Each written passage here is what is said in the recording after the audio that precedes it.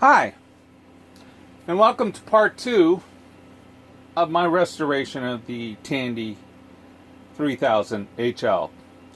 First of all, let me start by saying I hardly got any sleep last night. I was up to about 3:30. Frustrated to no end with this machine for a lot of reasons. And do you see these off-color drives? That is a 1.44 high density and a 1.2 high density. And I do have the white drives. See, here's one, and I have many floppy drives. I used to collect them when they were getting old and people were getting rid of them. I just thought, I'm just going to collect them. I'm glad I did.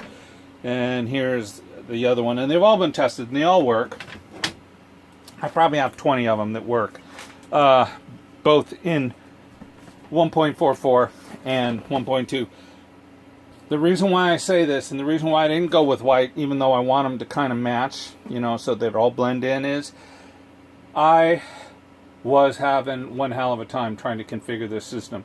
Let me explain as briefly as I can, because it is extremely complicated. First of all, if you have a 3000 other than the NL, which is the last one in the series, you're screwed for high density disk drives, unless you can put an above board card that has its own CMOS table on it that will run those drives. Other than that, you're screwed, because even the latest HL setup program that you can find online, or any of the only HL setup program I could find online, it is deceiving, because it assumes you have the BIOS upgrade. So it's going to show you for setup both low and high density floppy drives. And here's what even makes it more crazy. Even though you set it to a high density drive,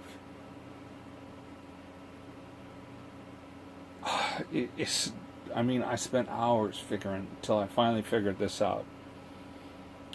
It won't read that drive. Now here's what even throws you for a loop even worse. So, okay, I put in a low density bootable disk in drive A, and it booted fine. Then I would take a high density disk and I'd put it in drive A, and I would read it, and it would read it. You could do a directory and you could read it. You tried to execute any of the programs or boot from it, no can do.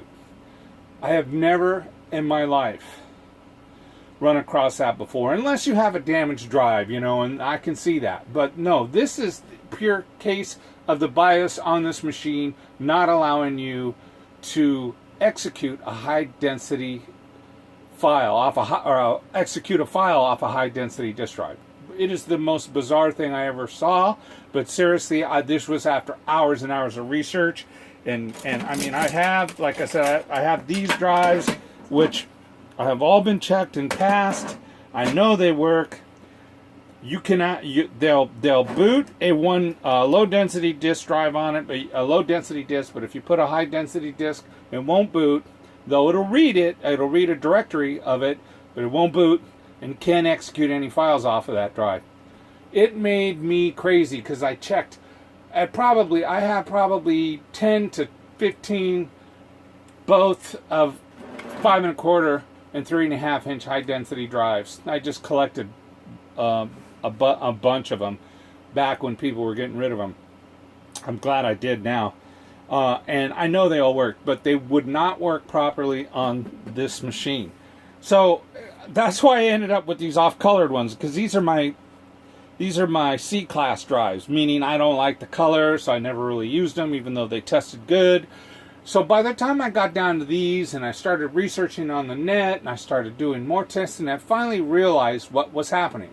The computer's motherboard was not allowing you to properly use a high density disk drive. Even though CMOS saw it and said it, and the high density disk drives worked, they would not work properly. So after I figured all that out, I was down to my subclass colored drives. They're just a different tan. That's why I hardly ever use them. If I ever find a tan machine, they'd be perfect. But I want to make them all match. I wanted to go with these. I decided to leave those in to forever remember The dreaded day that I worked 7 hours straight on this system trying to figure out why it wouldn't see or read high density discs properly.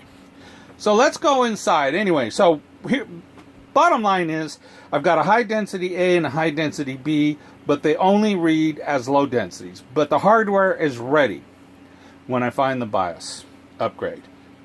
It's ready. But let me show you what I did to the system before I even got to this problem.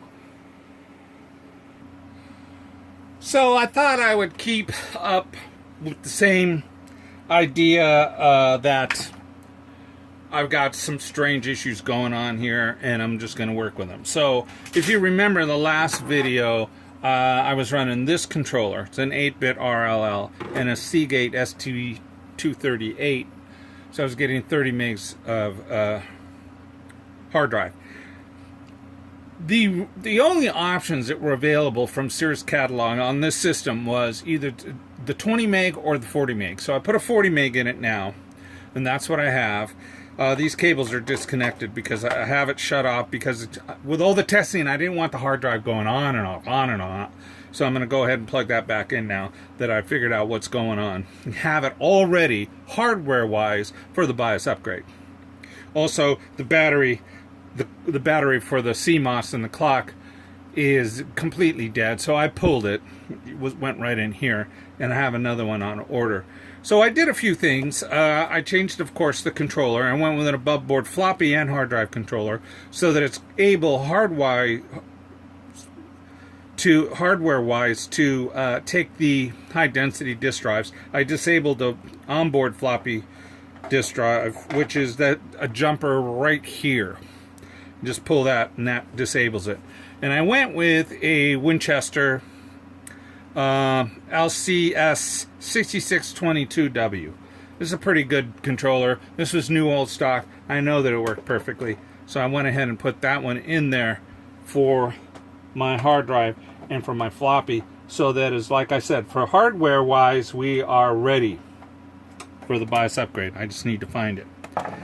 And then I thought, you know, why don't I, because this machine has been so crazy and so unique and so stubborn, let's put something equally unique. And here is a Pro Audio Spectrum. Or actually, a Pro Audio 16. I don't know if it's the Spectrum or not. I have the drivers for it. Good working card. And actually, this was a pretty good board. I liked it because of this. You used to get a lot of background noises and stuff that would feed through from the computer. These two magnets kind of cleaned up the sound.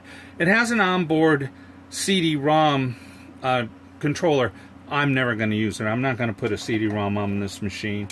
I just don't have, first of all, I don't have the base for it. Unless I went with a hard drive hard card, which I might. And then I might do that. I don't know. But for right now, this is when I'm going to go. And then, of course, I already talked on the earlier video. This is a EGA card. This is the dual COM port card. So, oh, and I put in a Mathco processor in it. So it has that right in here. So it's ready to go. It boots up fine. And it only sees low densities until I see the BIOS upgrade. The most peculiar thing I've ever seen in computers. I mean, I have seen floppy drives not read disks before. That's not uncommon. But, and I've seen them read directories, but then have not be able to execute the file in that directory. I've seen that before too. But to do it on every single drive I have, until I finally realized it wasn't the disk drive. I've never seen that before. So this is a unique problem. If you ever stumble across one of these, please don't get bitten by the bug that I did that kept me into this machine for 7 hours last night. I'll tell you. Well, thanks for watching. And like always, you have a great day and a better life. See ya.